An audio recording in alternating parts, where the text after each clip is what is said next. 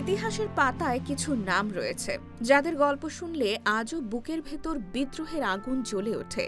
তেমনই এক নাম তিতুমির। কিন্তু প্রশ্ন হল, লোহার দুর্গ নয়, পাথরের প্রাচীর নয়, কেন একজন বিপ্লবী নেতা তৈরি করলেন শুধু বাঁশ দিয়ে একটি কেল্লা? সত্যি কি বাঁশের কেল্লা ব্রিটিশ সাম্রাজ্যের মতো শক্তিশালী শক্তির সামনে দাঁড়াতে পারে, নাকি এর পেছনে ছিল আরও গভীর কোনো রাজনৈতিক, সামাজিক আর প্রতিরোধের ইতিহাস? আজ আমরা জানব কেন তিতুমির নির্মাণ করেছিলেন সেই ঐতিহাসিক বাঁশের কেল্লা, যা বাংলার স্বাধীনতা সংগ্রামের এক অনন্য প্রতীক হয়ে আছে। ১৯ শতকের প্রথম ভাগে বাংলা ছিল ব্রিটিশ ইস্ট ইন্ডিয়া কোম্পানির শাসনে জর্জরিত। একদিকে বিদেশি শাসকদের নিপীড়ন, অন্যদিকে তাদের দোসর জমিদারদের সীমাহীন শোষণ। সবচেয়ে বেশি ক্ষতিগ্রস্ত হচ্ছিল সাধারণ কৃষক সমাজ। অতিরিক্ত কর, নীল চাষের জোর জবরদস্তি, ধর্মীয় নিপীড়ন, সব মিলিয়ে বাংলার গ্রামীণ জনপদ তখন এক নীরব বারুদের স্তূপ। সেই সময়ে আবির্ভাব ঘটে মীর নিসার আলী, যিনি ইতিহাসে পরিচিত হন হাজী শরীয়তুল্লাহর আন্দোলনের ধারাবাহিকতায় এবং পরবর্তীতে তিতুমির নামে।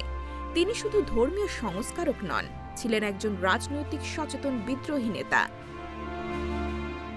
তিতুমির বুঝতে পেরেছিলেন, শুধু শান্তিপূর্ণ প্রতিবাদ দিয়ে ব্রিটিশ শাসন ও জমিদারি অত্যাচার থামানো যাবে না।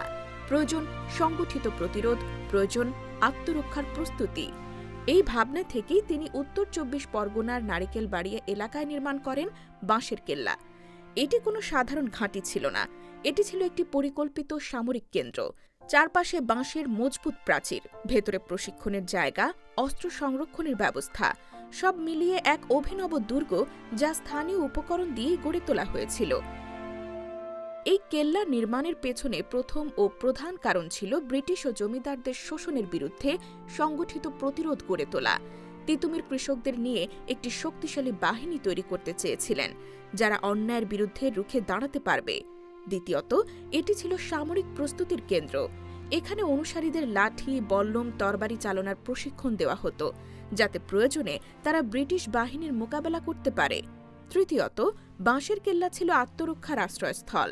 ব্রিটিশ বাহিনীর হঠাৎ আক্রমণ থেকে সাধারণ মানুষ ও বিদ্রোহীদের নিরাপদ রাখতে এই দুর্গ গুরুত্বপূর্ণ ভূমিকা রাখত। সবচেয়ে বড় কথা, বাঁশের কেল্লা ছিল প্রতিরোধের প্রতীক। এটি দেখিয়ে দিয়েছিল, অস্ত্র আর শক্তিতে নয়, সাহস আর ঐক্যেই জন্ম নেয় প্রকৃত প্রতিরোধ। ব্রিটিশরা শুরু থেকেই এই কেল্লাকে তেমন গুরুত্ব না দিলেও বুঝতে পারে, এটি কেবল বাঁশের দেওয়াল নয়, এটি এক বিপজ্জনক বিদ্রোহের কেন্দ্র। ১৮৩১ সালে ব্রিটিশ বাহিনী আধুনিক অস্ত্র নিয়ে কেল্লায় আক্রমণ চালায়। অসম যুদ্ধে শেষ পর্যন্ত তিতুমির শহীদ হন। ধ্বংস হয় বাঁশের কেল্লা, কিন্তু ধ্বংস হয় না তার আদর্শ। শেষ পর্যন্ত বলা যায়, তিতুমিরের বাঁশের কেল্লা ছিল শুধু একটি সামরিক স্থাপনা নয়, এটি ছিল বাংলার কৃষক জনতার আত্মমর্যাদা, প্রতিবাদ আর স্বাধীনতার আকাঙ্ক্ষার প্রতীক। বাঁশের সেই কেল্লা আজ আর নেই, কিন্তু তার ইতিহাস এখনও আমাদের মনে করিয়ে দেয়, অন্যায়ের বিরুদ্ধে দাঁড়াতে শক্তির চেয়ে বড় প্রয়োজন সাহস আর বিশ্বাস।